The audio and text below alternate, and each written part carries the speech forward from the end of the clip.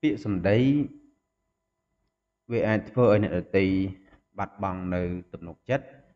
ហើយធ្វើឲ្យអ្នកដទៃហ្នឹងគឺលែងចូលចិត្តយើងបងប្អូនពាក្យសម្ដីនេះគឺប្រយ័ត្នមែនទែនពាក្យចាស់បុរាណយើងពោលយ៉ាងច្រើនប្រៀបធៀបដូចជាត្រីភ្លៀងត្រីអីងាប់ដោយសារមាត់មនុស្សយើងដូចគ្នានៅពេលដែលមានមាត់ហើយមិនរក្សាពាក្យសម្ដីនេះគឺពិបាកណាស់វានាំបញ្ហាដល់ខ្លួនឯងបើទោះបីយើងស្ថិតនៅក្នុងលក្ខណៈជាបណ្ឌិតជាអ្នកចេះដឹង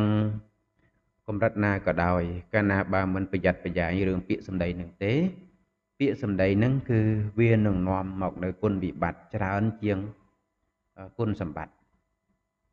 មែនទែនទៅនៅក្នុងសង្គមគ្រួសារដូចគ្នាកាលណាបើការប្រើប្រាស់ពាក្យសម្ដីធ្ងន់ធ្ងរដោយមិនមានព្រំដែនឬក៏ខ្វះនៅក្រមសុជីវធម៌វា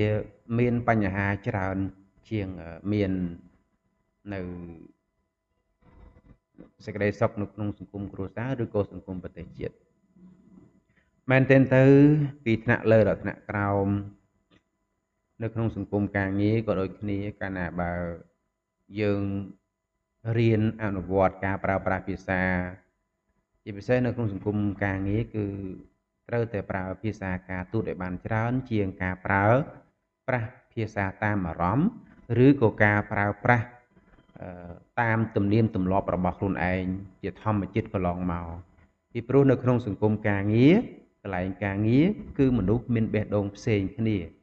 ហើយមកពីកន្លែងផ្សេងគ្នាក៏ប៉ុន្តែមកប្រជុំចុះគ្នានៅកន្លែងការងារតែមួយទោះបីថាកន្លែងការងារតែមួយក៏ដោយក៏ប៉ុន្តែបេះដូងមនុស្សគឺកំពុងតែស្ថិតលើរូបរាងកាយផ្សេងគ្នាដូច្នេះនៅក្នុងសង្គមការងារកន្លែងការងារថ្នាក់ដឹកនាំគឺត្រូវតែមានពាក្យសម្ដីភាសាការទូតឲ្យបានច្រើនទៅកាន់បុគ្គលិករបស់ខ្លួនឯងមិនអាច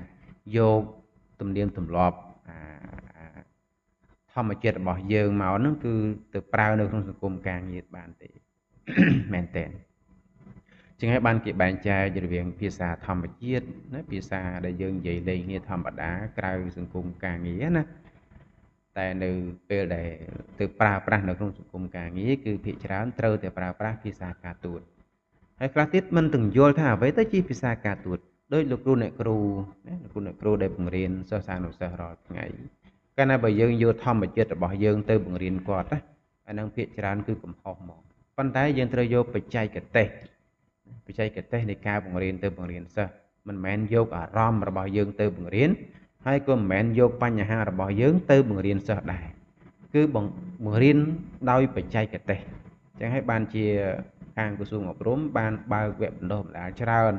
បំពន់សូម្បីតែនាយកសាលាហ្នឹងក៏ត្រូវតែបំពន់វគ្គសិក្សាផ្សេងតាក់ទងទៅពិសេសគឺតាក់ទងទៅនឹងវិទ្យាសាស្ត្រនៃការដឹកនាំណាវិទ្យាសាស្ត្រនយោបាយឬក៏ចិត្តគរុកុសលហ្នឹងគឺបង្រៀនឲ្យបង្រៀនទៀតដើម្បីអីដើម្បីយកបច្ចេកទេសទាំងអស់ហ្នឹងទៅបង្រៀនមនុស្សដើម្បីឲ្យមនុស្សហ្នឹងគឺយល់ដឹង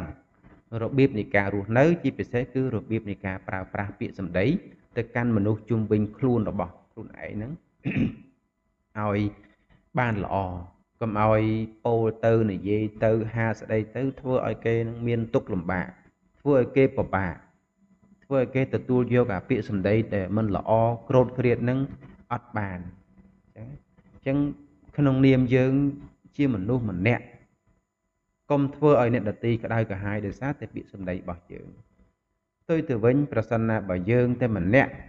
តែមនុស្សជុំវិញខ្លួនយើងរាប់រយរាប់ពាន់រាប់ម៉ឺនរាប់សែននាក់គេសុខសប្បាយហើយគេរីករាយហើយគេទទួលចំណេះដឹងពីយើងទៅទៀតយើងគឺជាអច្ឆរិយៈមនុស្សហើយហ្នឹងគឺចឹងវាអត់ពិបាកទេគ្រាន់តែយើងដាក់ចិត្តរៀនពីមជ្ឈដ្ឋានជុំវិញខ្លួនរបស់យើងចឹងចំណេះដឹងទាំងអស់ហ្នឹងគឺយើងយកមកប៉ះពៅកែកុនចំណុចខ្វះខាតដែលយើងធ្លាប់ប្រើប្រាស់ពាក្យសម្ដីទៅយ៉ាងម៉េចយកមកកែវាអូខេហើយ